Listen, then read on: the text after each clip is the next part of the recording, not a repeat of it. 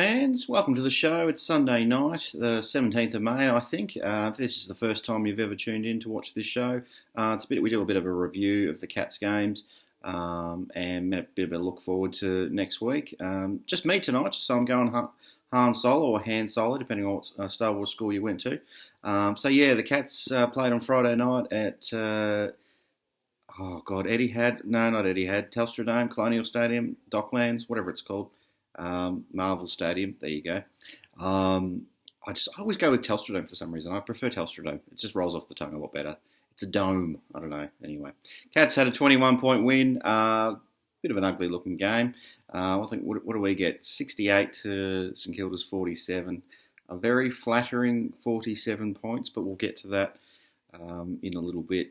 Average crowd, I suppose, about 27,000 people for a Friday night. Geelong fans always find it a little bit hard, especially our Geelong-based fans, to get down or get up to whatever direction you're coming from, get up to Melbourne on a Friday night after work. And clearly not many Saints supporters turned up. I think it was their home game. So anyway, we'll get into the review. So the Saints probably should have had this one in the bag pretty early in the piece, but thanks to some wayward kicking for goal, I think they had 5 goals, 17 for the match, and kicked the first 9.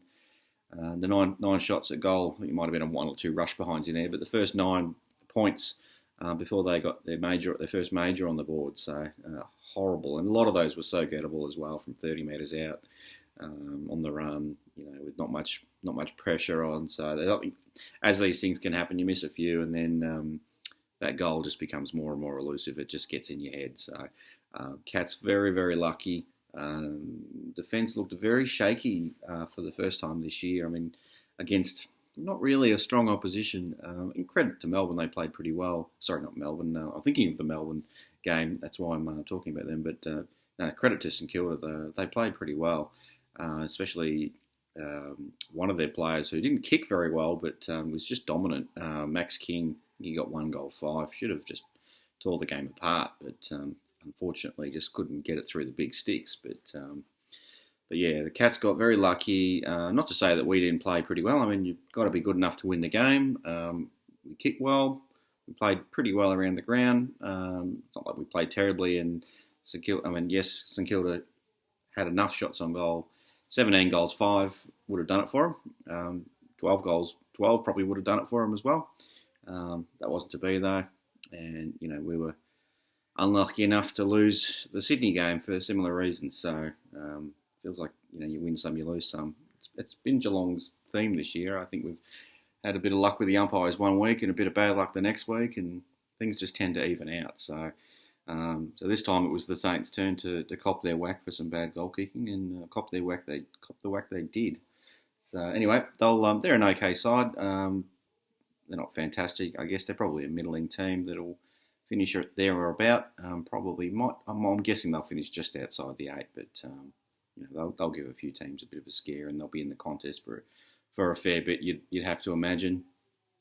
So I want to have a chat. Let's got to talk about Tui's torpedo. I was thinking, I had to watch the replay, because watching it live, I was thinking, oh yeah, that was a pretty big kick. It's more about how high it went than how long it went, really. But I was thinking, surely he didn't kick that from the goal square. So on replay, I think he took about 3 or 4 steps from the goal square. So it's still a pretty big kick, really.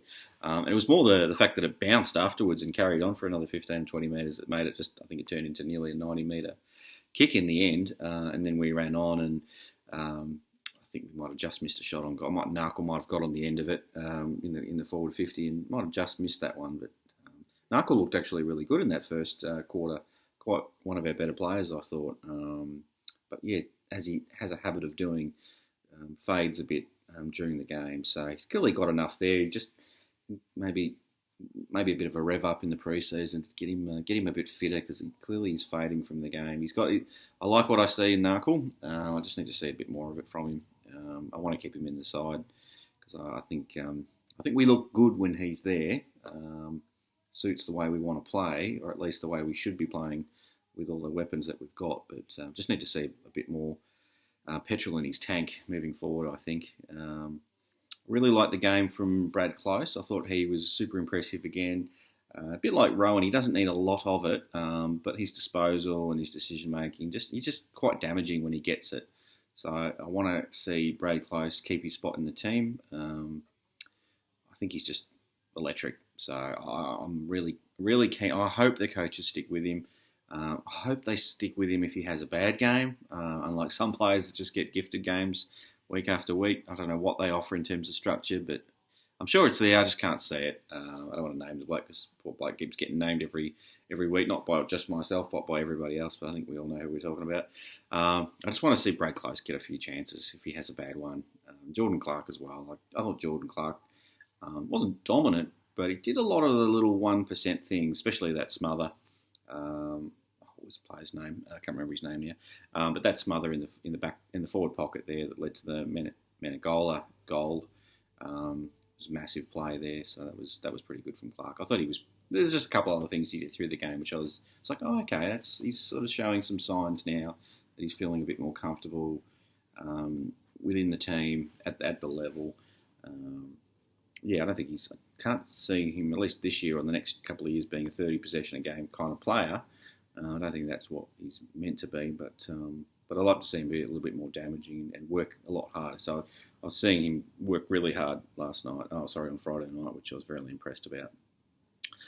I was impressed at times with Sav, very impressed. At other times, oh, Sav, what are you doing?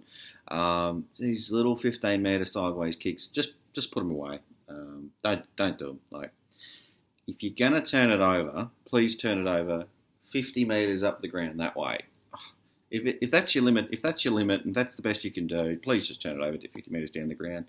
I know that's an oversimplified way of looking at it. I appreciate that, but I've just never seen him do an effective 15-metre kick to someone sideways. If anything, he just turns it over. But he's taken some great contested marks. He really straightens us up, which I love. I'm sure the coaches love as well, and that's probably why he'll keep his spot. I'd say next week. I don't think we'll get rid of him too soon. Chris Scott's on the record. He said if he's fit, he's playing. So he sees a lot of future in there. And I think I think on the Twitter a week or two ago, I said he just needs to find an extra 5%. I think it's probably more like an extra 20%, but I hope he can. I just hope one day it clicks and he realises he can do it and the game just makes a bit more sense and he just plays within his limitations. I know Stanley's shown that at times as well, where he's just like, okay, I'm not the world's best ruckman. I know what I need to do, and I'm just going to do that. But then Stanley, sometimes, or at least to me, to my eye, he sort of drifts away from that and starts doing the silly little things that you don't want him to be doing. You just want him to just be predictable to his teammates, even if it means being predictable to the opposition at times. I'd always back Geelong in a one-on-one contest. If he's going to kick it to a 50-50. We're not going to win all of them, and sometimes it comes back the other way, but I much prefer him to do that rather than try and take on it, try and run around his man on the mark. Anyway, I'm digressing, I'm venting. Ruckman, we need a ruckman. At the end of the day, that's all we need. It's good on you, Sav. I'm happy with the way you played. Hopefully you get a bit of confidence from that, and hopefully you take that forward and build on that next week if you get another run. I'm keeping my fingers crossed that you do. So you mentioned Narkle, mentioned Clark. I've got to mention Guthrie. I thought he was a best on ground for mine. I think he had 36 touches or something like that. Really effective. Another game, I think it was fourth game in a row where he's had over 30 touches. So Guthrie's clearly, it might be an argument to have that Duncan's nudging him a little bit for the Cargie Greaves medal, or Stewart potentially. Stewart never goes that well in the Cargie, unfortunately. I don't know why the club doesn't rate him that well, but Guthrie, to my mind, would be going pretty well. I'd have him as a bit of a sneaky one for the Brownlow at this point in time. I was looking at his odds. He's currently the 10th favourite for the Brownlow, but he does tend to get a lot of possessions in our side, and we're going pretty well at 6-3. I just think there'll be a lot of games where the opposition will take some votes off Geelong because we haven't been super dominant in most of the games we've played this year. But he's 10th favourite for the Brownlow. I think he's paying about $17 at the moment. So it's only 9 rounds into the year. There's plenty of time to go. So hopefully Guthrie keeps it going. He looks like he's got a massive tank and he's got a hunger for the footy. He's just obsessed with getting touches this year. And for the most part, he's playing really well. he's got to maybe stop kicking to his brother so much throughout, looking for his brother every single possession. I like it. I appreciate that he's trying to bring his brother into the game, and we all remember Gary Jr. doing that with Nath back in the day. But that tended to work for us, didn't it? You watch the highlight reel of the 2007 season, and almost it's Nath to Gary, Gary to Nath every time, and a few other young players bobbing up as well. It was a great highlights reel, that one. If you haven't seen that one, but I would like maybe not be looking for his little brother too much. I hope they keep baby Guthrie in the side. I just think he's that 1 or 2 games away. If they stick with it, if they stick with him a little bit longer, he might just find it. I think in the past he's had a bad couple of games, or he's made a couple of errors, and we've just said, enough's enough, and maybe he's a victim of circumstance sometimes where another player's coming back, like, Kolodashny will eventually be ready to go. And if baby Guthrie has a bad game and Cole is ready, well, in you come. But, I hope he plays well enough to keep someone out of the side, and not, he earns his spot rather than he's just there as backfill. So, we'll see how we go. I suspect he won't. I think he'll be in and out of the team throughout the whole year, and if this isn't the year he cuts it, I think they'll be looked to trading him, or I'm not sure what his contract status is, but yeah, we'll wait and see on that one, I suppose. Be interesting to see if Dalhouse comes back next week. Didn't think he'd get up. I was surprised when they named him. I'd like to see him have another rest. There's a couple of young guys that I'd rather give a bit more of a game to, especially in the Gold Coast game. I don't want to get arrogant about resting blokes too much. But the reality is it's something that all clubs do, especially the clubs that are contending for the premiership. They do rest play or manage players throughout the year. So, can come off as a bit arrogant, and you get egg on your face if you lose the game. But I don't want we've got a bunch of 30-year-olds in that team. I don't want them playing 22 games this year, and then we're tanked. We've got nothing left come the prelim, or if we get that far. So, I think it's going to happen this week. It'll be the Gold Coast got torched by Brisbane on the weekend. They're just, I think I'm not feeling good about. I don't think Gold Coast have got much to fight for the rest of the year. It's early days still, but I think this will be the week to rest a couple of the older players. Maybe give Henderson a rest and Selwood a rest. And that's probably not a popular thing based on the Twitter tonight, but yeah, my preference would be, if I'm in the selection committee, is to give a couple of guys. If it's not those two, give someone a rest. And a lot of us Geelong supporters want to see the kids get a run. So, the kids don't get a run unless someone gets injured or someone gets dropped on form. So, it might be the time to. I think Parfitt might have been the only one that had a bit of a sore hand. I think he got his hand stood on. So, I imagine Parfitt would play this week. But it's whether there's a couple other blokes ready. I'm not sure on the injury status of Merrick, but whether he comes back, it'll be interesting to see. Connor, if he's ready to go. Don't think Cole's ready. There's a bunch of guys that are probably still 2 or 3 weeks away. So we'll have to wait and see on a few of those ones. Anyway, the week before, the big 3-headed monster, Hawkins, Rowan and Cameron, a little bit quieter tonight. I think that was a lot down to St Kilda's pressure. Our delivery wasn't crash hot. I think St Kilda possessed the ball a fair bit tonight, and we didn't really use it that well through the midfield for the most part. There were times where it was perfect. It was like bang, bang, bang. It was like, okay, play like, every possession should be like that, but we weren't able to replicate that for all through the match. Clearly the Geelong style, you can see that's the way you want to play, and it's very effective when we move that ball that quickly. But we're just probably not doing that consistently enough. It's not through choice. I just think it's through ability at times, and maybe a bit of confidence as well. So maybe it's having the right personnel. So I don't know. At times we looked really good. At other times we just sort of looked a bit unsure and a bit fumbly. And you put a lot down to the St Kilda pressure for that. I think they were pretty good. So I don't want to take anything away from the Saints. I think if you're a Saints fan watching this show, I don't know why, but sometimes opposition supporters tune in. I know I watch as a Carlton show. I watch a little bit just because I like the the presenters, and I think they do a pretty good. I think it's gone Blue Abroad if you want to check that one out. I think they do a pretty good show. So yeah, anyway. What else was there? Yeah, Guthrie talked about the Guthrie brothers.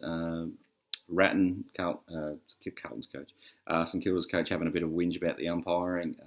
Didn't get enough holding the ball decisions their way. It seems to be a bit of a theme at the moment. There's a lot of non-calls from the umpires. I was in the crowd in the nosebleeds having a good old whinge about from that were affecting us about all the non-calls. So maybe we're all a bit one-eyed when it comes to our team, but it just seemed to be a bit of a theme getting into the AFL that it's easier for the umpires to not blow the whistle and just to let these things run on. So it'll be interesting to see through the week or the next couple of weeks whether the umpiring department hears a bit of that and reacts to that, and it goes the other way a little bit. So if they're holding the ball decisions, those decisions get paid a little bit more in the next few weeks. That'll be a bit interesting to see how that goes. And last comment about the game. I'll get to the votes in a sec, but my last comment about the game's not so much about a performance issue. Brad Close, long sleeves. I think that's a win. I think we can all agree we love Brad Close and his long sleeves. He looks great. Jimmy, a couple of people saying Jimmy did it best. Meningola, I don't know, there's an argument there. Please, Cam Guthrie, never wear the long sleeves. You look terrible in your long sleeves. But yeah, Brad Close, keep the long sleeves. I don't care if it's 40 degrees, mate, in mid-September. Put the long sleeves on you. You look amazing. I don't like the little the blue arm patches, underarm patches. Have a look at that if you can see whose idea was that? I don't know what you do there, but something's got a little sweat patch under there or something like that. It's a bit strange, but long sleeves are the way to go, Brad. Keep it going. So my best on the night, I think it's pretty clear. I was a big fan of Guthrie, not Zach. Clearly, Cam Guthrie had a heap of the ball. Worked really hard all night. Pretty good for most of the game, all 4 quarters. So yeah, just did his bit, kept working hard, kept getting a ton of it, and kept driving us forward, which was great, all over the ground. So I just love what he's doing this year for us. I found it hard after Guthrie. I found it hard, not really, really hard, but there's probably 3 or 4 or 5 players that I could have squeezed into my votes for the other 2 spots. But I ended up going with Isaac Smith. Yes, former Hawthorn player Isaac Smith. I thought that last Friday night was the best game he's played for us. I know he's been pretty consistent all year, but just in terms of the meterage he had, I think he was close to 600 metres gained for us. He was just killing it. So he just seemed to be the most. He was just working really hard when the rest of the team just looked a bit lethargic. So I was really happy with the way he played. I had him second best on ground for mine. And the third best on ground would have been Tui for me. I just thought he used the ball really well, made good decisions. Not picking Tui. I'll get to his torpedo in a sec, but I've talked about his torpedo, already. But no, I thought Tui was really good. He's been a bit hot and cold this year, but I thought he was really good on the night and gave us a bit of a weapon for us. And looked to attack on most occasions, and I loved it when I can't remember what happened. I think it was who was the player that went? The St Kilda bloke went for the ball. He ran back towards take the mark, and then 2 Geelong players just crashed into him. It was like a three-way car crash. And then somehow the Saints got the ball back and got it forward, and there's Max King all alone in the goal square with a wingman, 10 metres to his right. I'm thinking, here we go. This is a guarantee. He could just walk this in. Take 3 or 4 bounces and just walk it to the goal square and kick it. But thankfully, as was the theme of the night for the Saints, he had the fumbles and fumble, and in comes Tui sweeping from around the back to clean up the mess. And thank God Tui did that, and then off the Cats went again. And everyone around me just rose. You could hear all around the stadium, everyone just lifted, and you just felt, at least I felt that was the key moment in the game where the Cats started thinking, okay, we seemed a bit lethargic. We seemed kind of we weren't ready. We just weren't engaged in the game. And that seemed to me as the moment where it's like, yep, let's go, boys. Let's do this thing. Anyway, I feel like I'm going to sneeze on the camera. I better not. I'll try and hold that one back. But yeah, that for me, that was the moment. You could argue that the Jordan Clark smother in the forward pocket was a big moment too, and it was fantastic. But I just felt like that was a pretty big moment. I was really happy with Rowan as well. I know he's a bit patchy at times and can disappear for quarters or halves at times, but I think he did some amazing things and really sort of stood up when we needed him to. Took some great contested marks and just looked really lively at really crucial periods of the game, especially in that second half. I just thought he was the man for us, and he just seemed to lift a lot of the boys around him. They respond pretty well to him, and I think we all agree when Rowan's going well, the rest of the team's going pretty well. I think he's had close to 10 goals in the last 3 weeks, maybe 4 weeks, I think, actually. But that's, for a mid-sized forward, that's pretty good. So he's going all right. He's sort of sleeping on a few people at the minute, a few other teams. So and he's clearly the beneficiary. I'm not going to sneeze, I promise. He's the beneficiary of the three-headed monster, or the other the big fellas in Hawkins and Cameron. But yeah, I'm loving what he's doing at the minute, and hopefully he'll just go on and keep kicking his 2 or 3 goals a game, and be a bit of a nightmare for that third best defender, unless he just absolutely starts tearing the comp up, and then they're going to have to revisit what they're going to do about stopping Geelong's attack. I mean, we only kicked 68 points, but just so many weapons there for other teams to stop. It's going to be tough. I think most weeks we're probably going to kick 80 or 90 plus points a game and 15 goals or whatever, but I don't think we're going to play like we played last night every week. I think it'll be more like, probably more like the Richmond game, especially against the other teams. The only other comment, probably just about the game before I get on. I've talked about the votes, but I want to talk a little bit about the opposition as well, just really quickly. But just the only other thing about the game, just an observation. Maybe I'm way off, but it just seems like Cats don't always bring it against the lesser teams or the teams we don't rate as highly. We just seem to play a lot better, at least this year, against quality opposition. We just bring their A game, and we kind of just front up against the other teams and just give it our best. And most weeks it's enough to get the win, but it just doesn't give us supporters a whole lot of confidence in the way we're playing. So, I'm the most pessimistic of Geelong supporters. Well, probably not the most, but I am one of them. Even though we're 6-3, it takes a lot for me to feel good about our chances, even against any opposition. So I've got the Gold Coast next week. It's probably the most confident I've been all year, especially on our home deck. But we'll wait and see on that one.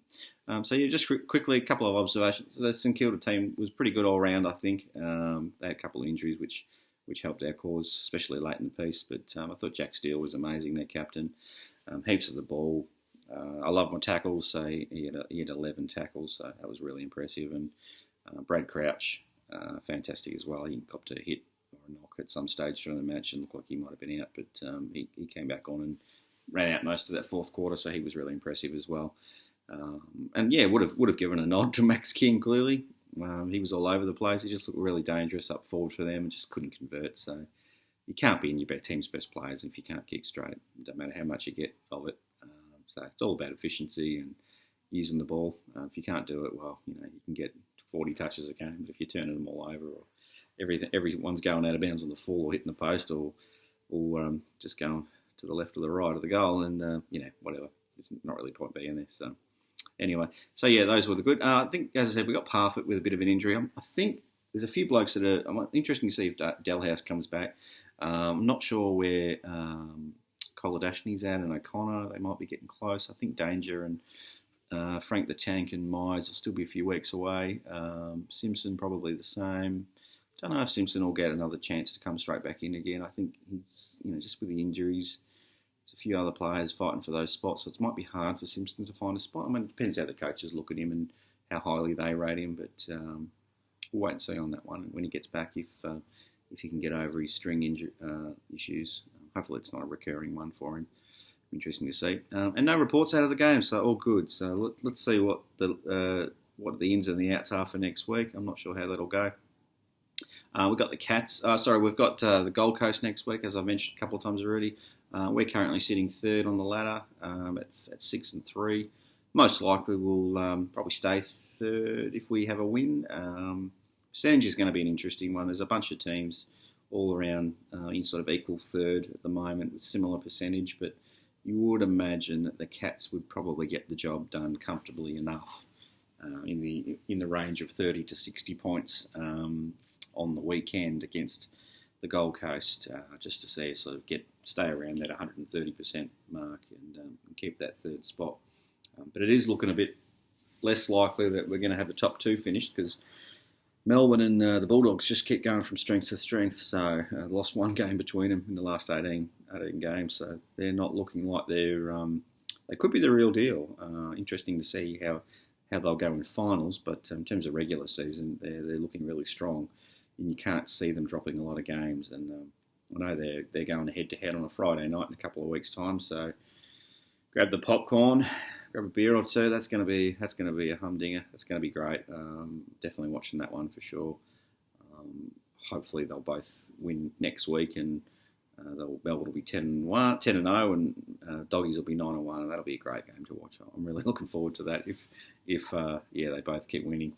It just reminds me of the Geelong St.Kilda game. Funny enough, not from Friday night, but from 2009 when we were both undefeated, I think up to round 13 or round 14 or something like that.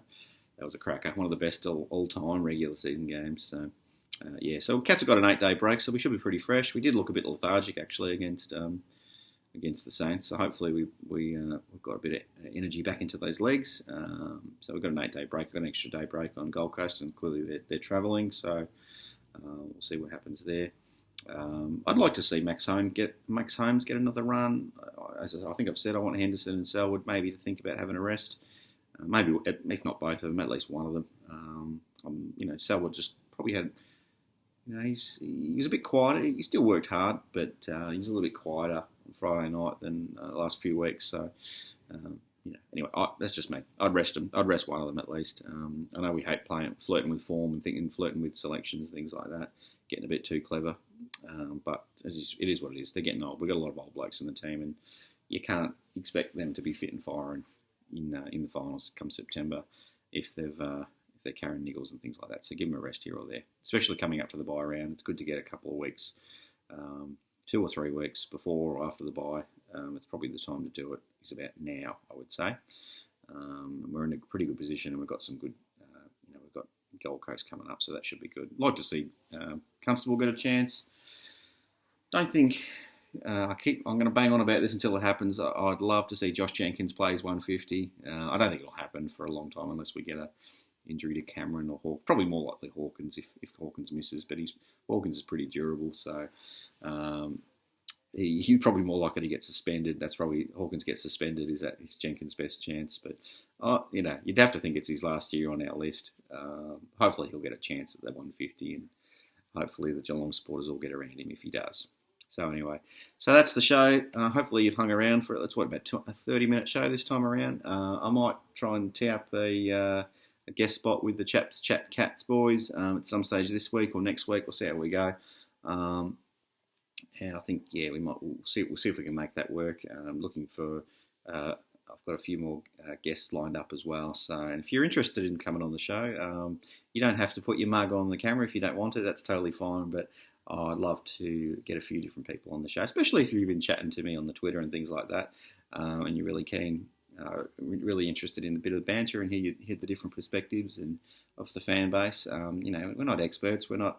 Well, we might think we are sometimes, but it's really interesting to hear from non-media types what their thoughts are. Even if you're one-eyed, that's fine as well. But I'd love for you to give your thoughts on the game. So thanks for watching. Big thank you to everyone who's subscribed in the last month. It's been a really big uptake, so I really appreciate everyone there who's followed the channel and shared the link to the channel and things like that. Really appreciate it. So hopefully you enjoy this. I'm going to try to get these videos out on the Sunday night or the day after the game, depending on availability. So I've got a lovely wife and 3 kids, which I like spending time with. So that'll always be my priority. But we'll try and get these videos out as quickly as I can. And as I said, really appreciate you tuning in and watching along. And for those that have shared with someone else, thank you for doing that and subscribing. Anyway, on to next week. Take care, Cats fans. See ya.